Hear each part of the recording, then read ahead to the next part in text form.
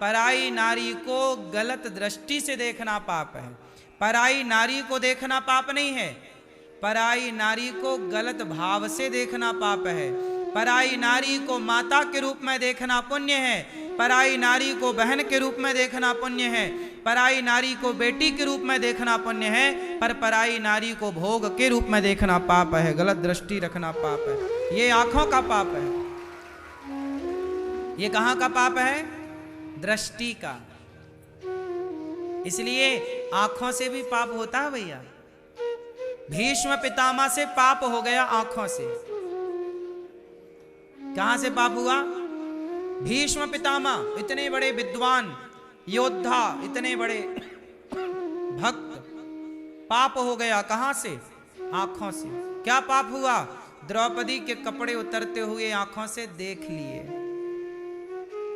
पराई नारी के कपड़े उतरते हुए यदि आप देख रहे हैं, ये भी तो पाप है, नहीं है? और आपकी सामर्थ्य है, आप चाहें तो बचा सकते थे। पितामह चाहते तो एक तलवार उठाते, एक धनुष उठाते, एक बाण मारते, दुशासन का खेल खत्म। पितामह के बाणों का कोई सामना थोड़ी कर सकता था, पर पितामह देखते रहे। जितनी देर देखे, जितने मिनट देखे, उतनी कहा जाता है कि भीष्म पितामह ने 52 मिनट तक ये सब देखते रहे।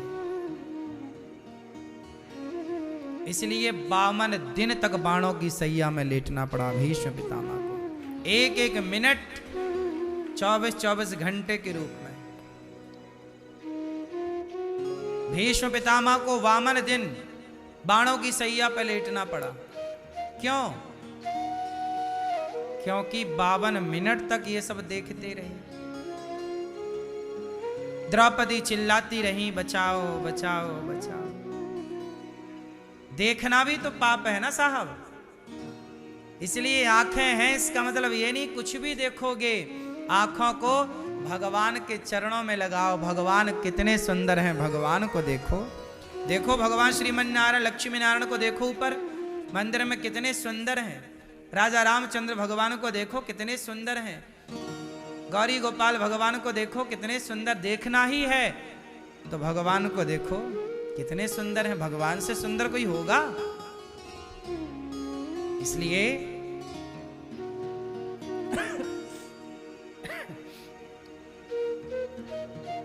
जिसकी रचना इतनी सुंदर वो कितना,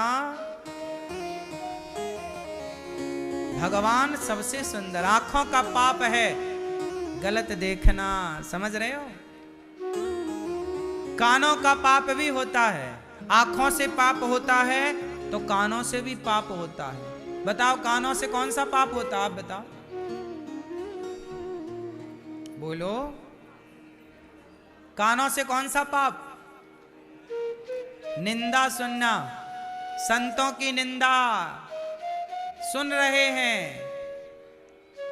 माँ बाप की निंदा सुन रहे हैं, गौ माता की निंदा सुन रहे हैं, भगवान की निंदा सुन रहे हैं। हरिहर निंदा सुनहि जिकाना, हाँ ही पाप गौघात समाना। निंदा सुनना भी गौ हत्या की तरह पाप देने वाला है। हाँ ही पाप गौघात, गौघात मतलब गौ हत्या। गौ हत्या कर देने से जो पाप लगता है वही पाप निंदा सुनने से लगता है। किसकी निंदा? गुरुजनों की, माता की, पिता की, भगवान की। हम क्यों किसी की निंदा सुने? निंदा सुनने से पाप होता है, जबकि भगवान की कथा सुनने से पुण्य होता है। देखो, इसलिए निंदा कानों से भी पाप होता है। आप बोले हमने तो कोई पाप किया नहीं। नहीं, आपने कोई पाप नहीं किया, पर सुना तो है कानों से निंदा। वो पाप कहां जाएगा? देखो ना, माता कैकेयी ने कानों से राम की निंदा सुन ली। मंथरा किसकी निंदा कर रही है? बोलो। राम के बारे में भड़का रही है कैकेयी को मंथरा। बोलो हाँ। और भड़काने में, वो कान भरने में इतनी सफल भी हो गई मंथरा कि मंथरा के द्वारा भड़काने में निंदा की ना उसने राम की, कौशल्या मां की, कि कौशल्या के मन में तो कपट है, तुझे दासी बना के रखेंगी। ऐसे ऐसे भड़का दिया मंथरा ने कैकेयी माता को कि राम की निंदा जब सुनी माता कैकेयी ने, तो जो भगवान की निंदा सुनता है समाज उसका नाम लेना भी पसंद नहीं करता। इसलिए आज तक किसी बाप ने अपनी बेटी का नाम कैकेयी नहीं रखा, क्योंकि कैकेयी राम की निंदा सुनती है। कैकेयी राम की निंदा सुनती हैं। इसलिए निंदा ना सुनो, चाहे वो भगवान की निंदा हो, भक्त की निंदा हो। हम पड़ोसी की निंदा भी क्यों सुने, हमें मिलेगा क्या? कौन से हम निंदा सुन के धन्ना सेठ हो जाएंगे? पाप ही लगेगा। क्यों जी? मैया क्या बोलती तू?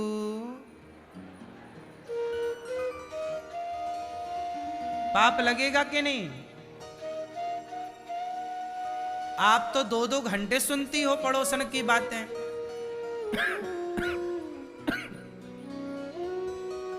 मत कानों को बंद कर लिया करो जब कोई फिजूल की बात करे, केवल भगवत चर्चा। भैया भगवान की बातें करो, क्यों निंदा करते हो किसी की? वो होगा, चलो कोई बुरा है बुरा, कोई पड़ोसी बुरा है, कोई व्यक्ति बुरा है, परिवार में बुरा है, तो बुरे व्यक्ति की हम क्यों बातें करें? हम बातें बुरे व्यक्ति की करेंगे तो हमारे भीतर बुरे व्यक्ति के ही तो गुण आएंगे। हम जिसके बारे में बात करते हैं उसी के गुण हमारे भीतर आते हैं।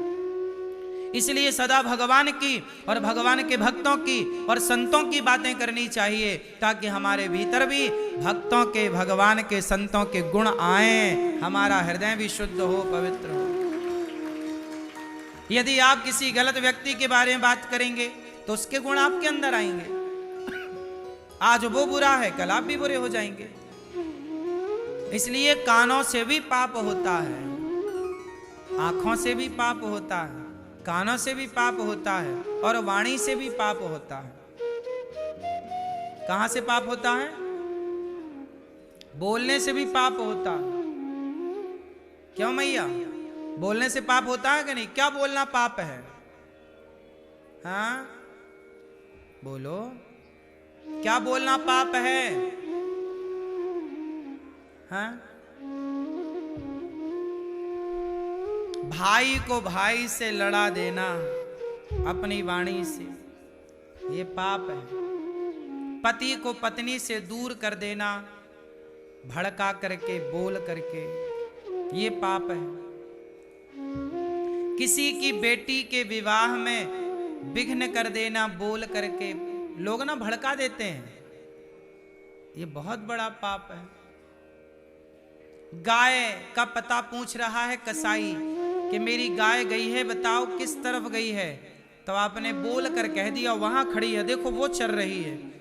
आपका ये बोल देना भी पाप हो गया। कसाई जाएगा, गैया पकड़ेगा, काट देगा। बोलना भी पाप है साहब। इसलिए कहता हूं ज्यादा से ज्यादा चुप रहो, ज्यादा से ज्यादा चुप रहो।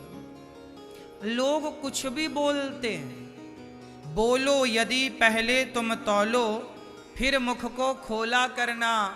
पुष्प नहीं बन सकते हो तो कांटे बनकर मत रहना। बोलने के पहले अपने शब्दों को तराजू में रखकर तौल लेना चाहिए कि मेरे शब्दों में वजन कितना है। सस्ते शब्दों का प्रयोग नहीं करना चाहिए, शब्दों से रिश्ते टूट जाते हैं। बोलो हाँ। इसलिए शब्दों में, वाणी से भी पाप होता है। गलत बोलने से बचो, कुछ भी बोलने से बचो। हर जगह हर बात का जवाब ना दो। जगह जरूरी नहीं है कि आप बोलते ही रहें। उत्तर सबका क्यों देना है? ना दो। समय सबको उत्तर देता है, समय सबको, आप उत्तर ना दीजिए। जब तुझसे ना सुलझे तेरे उलझे हुए धंधे, तब भगवान के इंसाफ पे छोड़ दे ए बंदे। वही तेरी मुश्किल आसान करेगा, जो तू ना कर सका वो भगवान करेगा। छोड़ दो भगवान पर, चिंता क्यों करते हो, जवाब ना दो। ये दास अनिरुद्ध है ना, हम जवाब नहीं देते। कोई हमें गाली दे, कोई हमारे कुछ भी कहे, हम कभी प्रत्युत्तर नहीं देते। भैया कुछ भी आप कह रहे हो कह लो, हम क्यों जवाब दें। जवाब देने वाले भगवान है सबको, मैं क्यों जवाब दूं।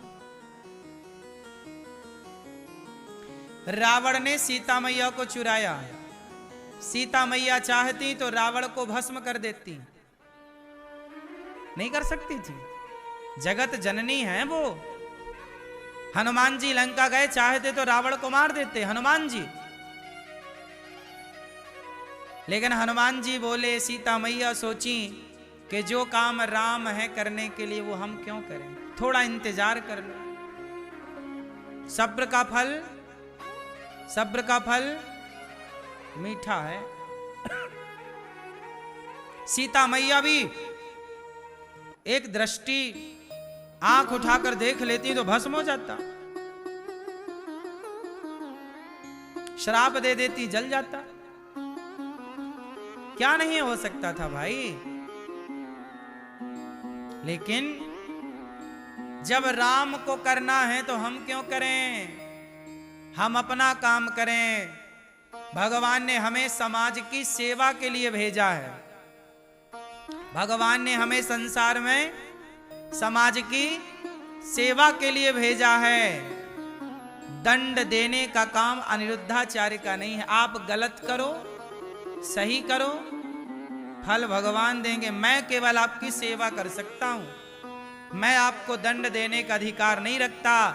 दंड देने का अधिकार ईश्वर के पास है। इसलिए मैं किसी को थप्पड़ क्यों मारूं, मैं किसी को गाली क्यों दूं, मैं किसी को रे बे कह के क्यों पुकारूं, मैं क्यों अपने शब्दों से किसी का दिल दुखाऊं। मैं तो सदा आपका भला सोचूं, आपकी सेवा करूं। आप बताओ, वृंदावन आते हो आप लोग, कोई 2 दिन के लिए आता है, कोई 7 दिन के लिए आता है, कोई 5 दिन के लिए आता है, कोई 10 दिन के लिए आता है। आप लोग आते हो फिर चले जाते हो। आप 2-4 दिन के लिए ही तो आए हो, 7 दिन के लिए तो आए हो। अब मैं आपसे लड़ूं क्यों। मुझे पता है कि आप आए हो चले जाओगे, तो मैं आपसे अच्छे से बात करूं, प्रेम से बात करूं। 2-4 दिन के लिए तो आप आए ही हैं, मैं आपसे लड़ूं क्यों, लड़के पाऊंगा क्या। ऐसे ही संसार का नियम है कि संसार में व्यक्ति कम दिनों के लिए आया है। हम सब 100 वर्ष के लिए आए हैं, ज्यादा से ज्यादा 100 वर्ष तो कोई जी ना पाएगा। 80 मान लो, 90 मान लो, हम सबकी यात्रा 80-90 साल की है लगभग। बात सही है कि गलत है। आप कितने साल जियोगी मैया, मैया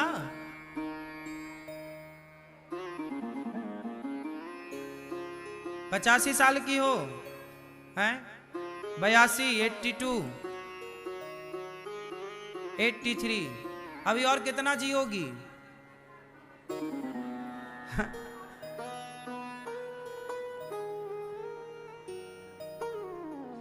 ऐसे ही है जीवन। ये मैया 80 साल की हो गई, अब और जोर लगाएंगी तो 20 साल और जी लेंगी।